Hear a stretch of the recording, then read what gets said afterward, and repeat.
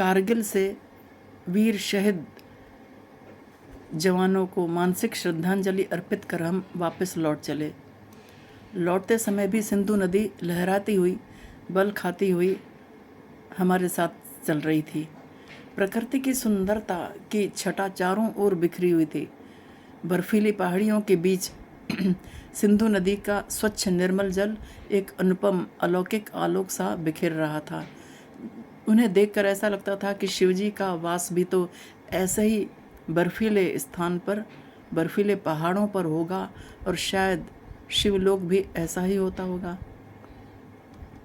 एक बार फिर से कंगन नामक स्थान आया तो आंखें बरबस सिंधु नदी की ओर चली गईं।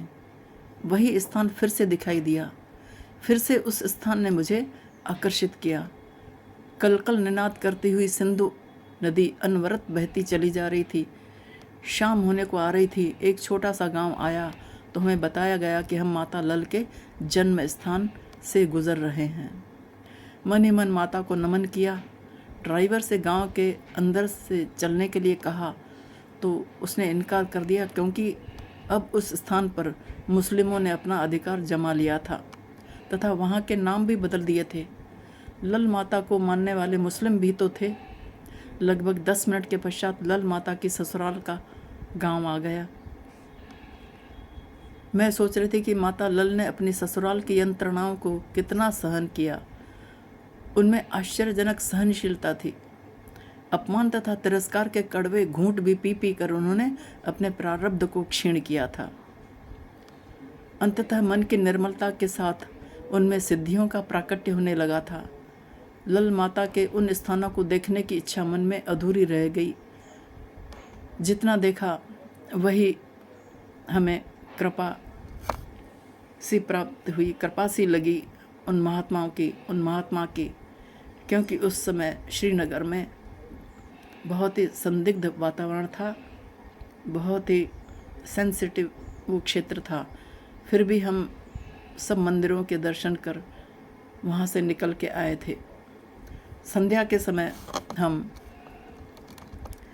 श्रीनगर पहुँच गए। दूसरे दिन हमने श्रीनगर में हरि पर्वत पर माँ शारिका देवी के दर्शन किए। लगभग 50 सीढ़ियाँ चढ़ने के पश्चात एक विशाल शिला के रूप में माँ के दर्शन हुए। कहा जाता है कि जगत गुरु शंकराचार्य जी से पराजित होने के पश्चात मंडन मिश्र ने तो शंकराचार्य जी से शिष्यत्व ग्रहण कर लिया। शास्त्रार्थ में हार गए थे, किंतु उनकी पत्नी उभय भारती अपने माता पिता के घर यहाँ कश्मीर में आ गई थी।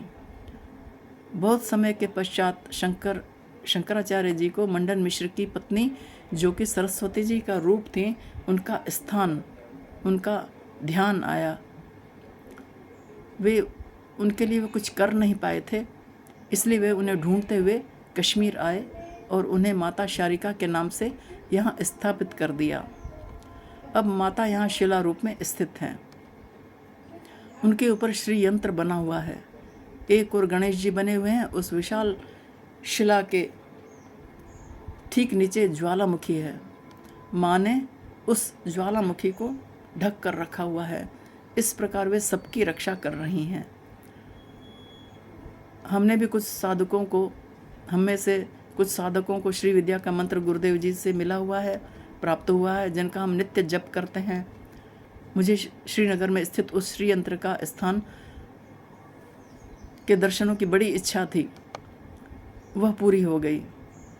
उसके स्थान का दर्शन करने की बड़ी मन में लालसा थी, जो पूरी हो गई। यह उन महापुरुषों की कृपा के फल स्वरूप ही संभव हुआ था। हम उनके बड़े आभारी हैं। इसके पश्चात हम श्रीनगर के सबसे ऊंचे पर्वत शिखर पर स्थित शंकराचार्य जी के मंदिर के दर्शनों के लिए गए।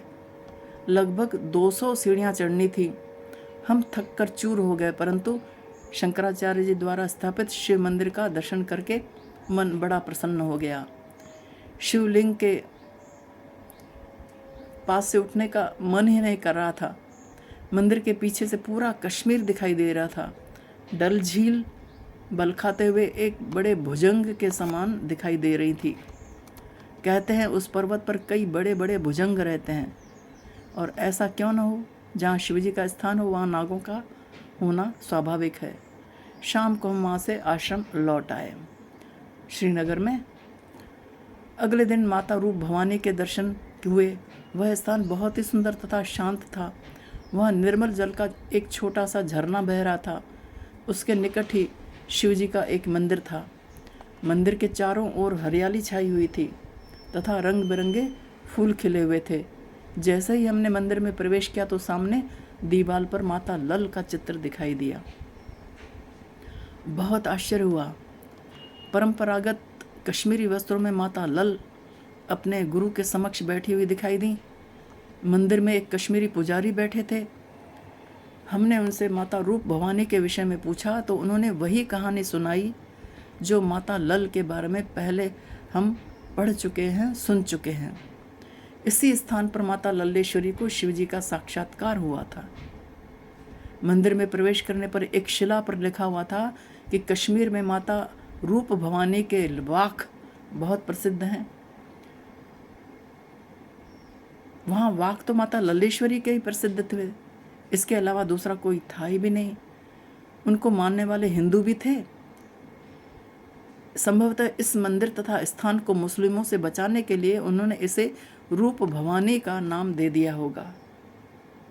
इस पवित्र स्थान के दर्शन करके हम धन्य हो गए। वहाँ से थोड़ी दूर पर परी महल के नाम से प्रसिद्ध एक बहुत ही सुंदर स्थान था, जहाँ 3 तल्लों में रंग बिरंगे फूलों से सुसज्जित बगीचे थे। वहाँ के राजा ने तारों, ग्रह, नक्षत्रों को देखकर ज्योतिष विद्या के जानने के उद्देश्य से इस परी महल का निर्माण करवाया था। वहाँ काफ़ी पर्यटक आ जा रहे थे। वहाँ का आनंद उठाकर हम ज्येष्ठा माता के मंदिर गए। वह मंदिर भी खीर भवानी के समान ही एक कुंड में स्थित बहुत प्राचीन मंदिर था।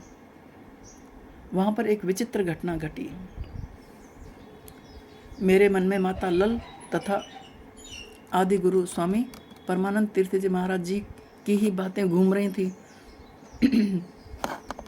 हमारे साथ जम्मू से ही महापुरुष तुल्य व्यक्ति हमारे साथ तो थे ही।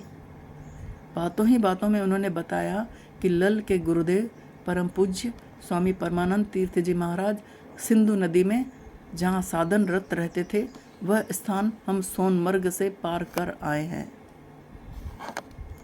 मुझे तो एक धक्का सा लगा। मैंने उलाहने भरे स्वर में उनसे कहा, महाराज जी, आपने हमें उस समय बताया क्यों नहीं? उन्होंने कहा, आपने मुझसे पूछा भी तो नहीं। और इतने सारे लोग हमारे साथ थे, हर किसी की सामर्थ्य नहीं होती ऐसी बातों के लिए। स्वयं स्वामी जी का निर्देश है, स्वयं स्वामी परमानंद तीर्थ जी महाराज जी का निर्देश है कि वह स्थान किसी को भी न बताया जाए। बस इतना बता सकता हूँ कि वह स्थान कंगन गांव के आसपास ही है। मुझे स्मरण हुआ कि किसी व्यक्ति ने कंगन नाम का उच्चारण करके मेरा ध्यान उस समय आकर्षित करवाया तो था। उस विशेष स्थान की ओर मेरा ध्यान बरबस चला भी गया था। हो सकता है वही स्थान हो। महापुरुषों की लीला तो महापुरुष ही जाने। हम ज्येष्ठा माता के परिसर में बैठे थे। उन महापुरुष ने माँ लल्लेश्वरी के एक वाक को याद करने की चेष्टा करते हुए कहा कि मुझे वे पंक्तियाँ याद नहीं आ रही हैं। लल वाक का कि एक पंक्ति याद नहीं आ रही है। एक पंक्ति उन्होंने कह दी थी। इतने ही में हम सभी ने देखा कि 10-15 कदम की दूरी पर एक कश्मीरी आधुनिक महिला अपने हाथ में ज्येष्ठा माता का प्रसाद लिए हुए हमारे निकट से गुजरती हुई वही पंक्तियाँ हमें सुनाती हुई निकल गई। हम सब आश्चर्यचकित रह गए, परंतु वे महापुरुष खिलखिलाकर हंस पड़े। वह महिला हमारे लिए अनजान थी और उसने हमारे आपस की बातचीत भी नहीं सुनी थी। स्पष्ट था कि यह खेल महापुरुषों की शक्ति का ही था। हमारा आश्चर्य और अधिक बढ़ गया जब एक कश्मीरी पंडित हमारे ग्रुप में आकर बैठ गए तथा माँ लल्लेश्वरी की बातों तथा घटनाओं का जिक्र करने लगे। हमने भी उनको ऐसी बातों को सुनाने के लिए और अधिक उत्साहित किया। उन्होंने कहा, कि लल पर शिवजी की बड़ी कृपा थी। उन्होंने उनके शरीर को अपनी माया से कुछ इस प्रकार से ढक रखा था कि वे नग्न दिखाई नहीं देती थीं। एक बार उनके समक्ष एक तांत्रिक आया तथा अपनी सिद्धियों का प्रदर्शन करने लगा। उसने अपने शरीर को इतना लंबा कर दिया कि उसका सिर छत से टकराने लगा। उसके अहंकार को तोड़ने के लिए माता लल ने मटके को ढकने के लिए जो मिट्टी का ढक्कन लगाते हैं, ऐसे 2 ढक्कन लिए। एक ढक्कन पर वो बैठ गई तथा दूसरा ढक्कन उन्होंने अपने सिर पर रख दिया। उन दोनों ढक्कनों के अंदर वे छोटे से रूप में समा गईं। यह देखकर उस तांत्रिक को पता चल गया कि उसके चमत्कार यहाँ चलने वाले नहीं हैं। बिना कुछ कहे वह चुपचाप वहाँ से चला गया। और भी कई बातें उन्होंने हमें बताईं। मेरे समक्ष तो एक खजाना सा खुल गया था। मैं यही तो चाहती थी। मुझे विचार आया, क्या यह दृश्य अदृश्य शक्तियों की लीला नहीं थी?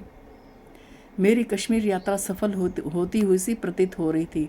इसीलिए तो कहा जाता है कि योजनाएं तो हम बनाते हैं, परंतु उन्हें क्रियान्वित करने वाली गुरु शक्ति, महापुरुषों की शक्ति अथवा ईश्वरीय शक्ति ही होती है। हम बड़े प्रफुल्लित हृदय से वहाँ से लौटे।